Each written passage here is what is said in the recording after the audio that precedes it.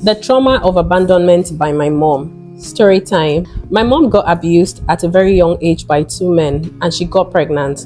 She tried terminating the pregnancy, but in the end, I was born. My mom never had any love in her heart for me, as she was always having an excuse to either maltreat me or ship me off to a relative who maltreated me too. Now, for context, she never allowed me to call her mom, but auntie till I grew up. And she never missed any opportunity to remind me of how much misery I brought to her life and how I ruined her life. My mom eventually got married and had three kids. I moved in with her, but was more like the housemaid, the nanny, the cleaner, the chef. Her husband tried showing me love, but each time he does that, they always end up fighting about it, so he stopped caring. I was desperate for love, care, and attention because those were the things I never experienced in my life.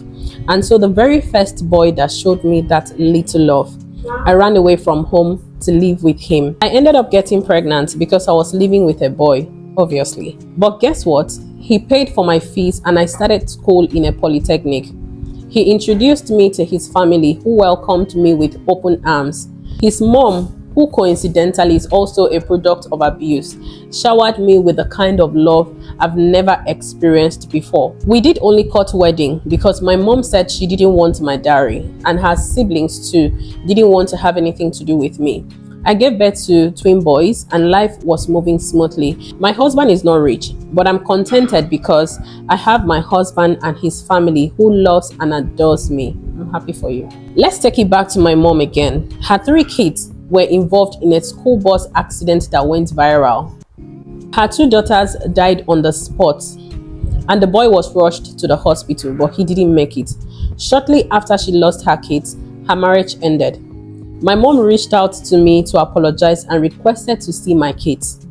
I have no forgiveness in my heart for her and she will never see my kids, even though my husband wants me to forgive her. Wow.